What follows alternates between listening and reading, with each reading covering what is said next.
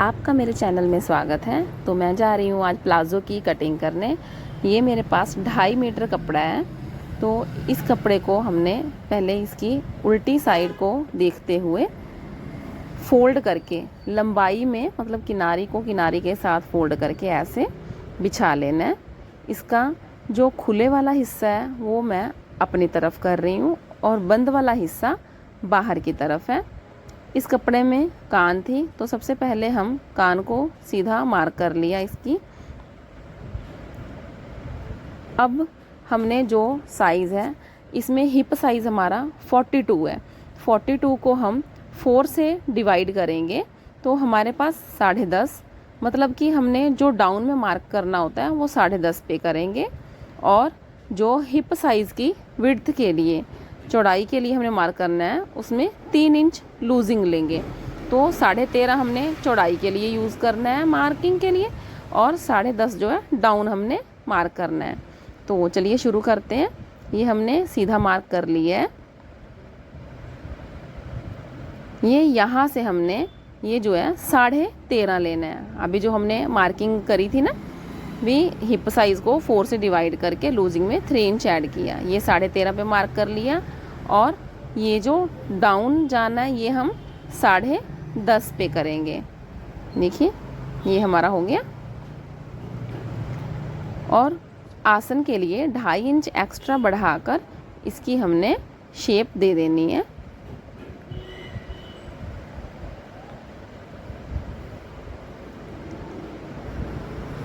अब यहाँ से आसन से लेकर हम देखेंगे ये कितना मार्क, मतलब कितना हो गया हमारा। 16 इंच चौड़ाई हो गई है। इसका सेंटर लेंगे 8 इंच हो गया। तो ये जो सेंटर लिया है हमने, ये हमें प्लाज़ो की मोहरी की कटिंग करने समय हमें काम आएगा। ये देखिए यहाँ से ऊपर मैं 1.5 इंच जो मैंने मार्क किया था वहाँ से 1.5 इंच छोड़कर, क्योंकि 1.5 इंच की मैंने लास्टिक लगानी है, पूरी लंबाई में लंबाई का मार्क कर रही हूँ। लंबाई जो है मेरी वो 38 इंच है। तो ये मैंने लंबाई का मार्क लगा लिया। सीधा सीधा हमने मार्किंग कर ली इसकी। अब ये देखिए जो हमने मार्क किया था ना, जैसे उधर से ये 16 इंच है, नीचे भी हम 16 इंच पर मार्क करेंगे। इसका हम सेंटर लेंगे। सेंटर कितना आएगा 16 का 8। और हमने जो मोहरी तैयार करनी है वो 10 इंच की तैयार करनी है। तो मैं इसका सेंटर 5 इंच में करके 5 इस साइड से 5 उस साइड से, मीन्स 10 इंच सेंटर में से हमने निकालना है 10 इंच। और इसके बाद हमने इसमें लूजिंग ऐड कर लेनी है हाफ इंच की।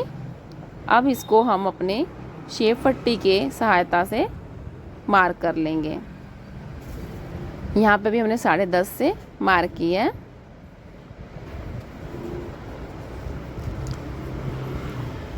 ये हमने अपनी शेप पट्टी ली।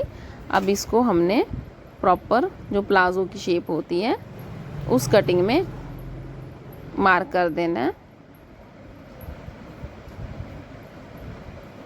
शेप पट्टी को दूसरी साइड से घुमाते हुए बिल्कुल इस तरह से हमने ऐसे मार्किंग कर लेनी है।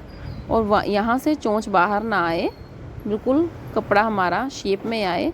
तो इसको हम ऐसे करके शेप दे देंगे।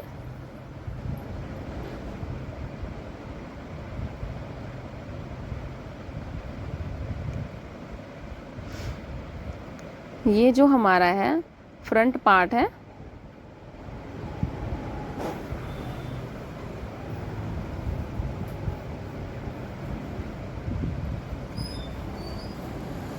तो चलिए अब इसकी हम कटिंग कर लेते हैं।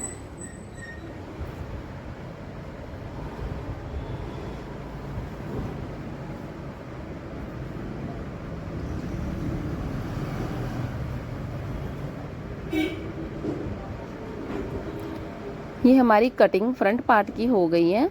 तो इसको हम बिल्कुल हल्के हाथों से साइड में करते हुए बाकी कपड़ा जो बचा हुआ है उसको एज इट इज़ ही हमने सीधा बिछा लेना है।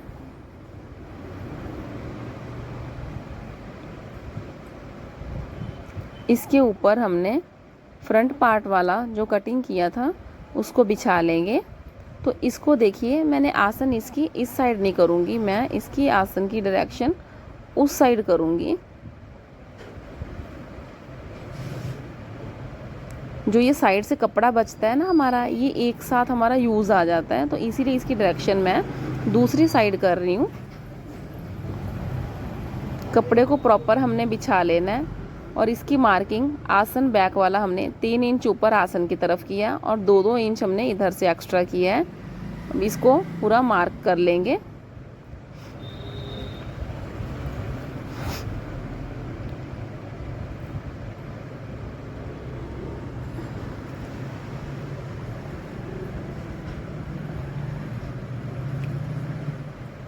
ये देखिए प्रॉपर इसी तरह से हमने इसकी भी मार्किंग कर लेनी है बैक पार्ट की।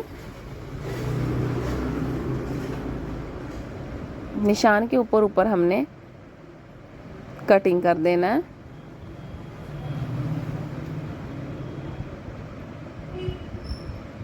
अब ये जो कपड़ा हमारा साइड से बचा था, ये देखिए इसमें से हमने जो ऊपर प्लास्टिक अटैच करने के लिए या बेल्ट लगानी है उसके लिए चाहिए, उसको ये मैं 5 इंच चौड़ा कपड़ा और जो हमारी लंबाई है उस हिसाब से कटिंग कर लेंगे।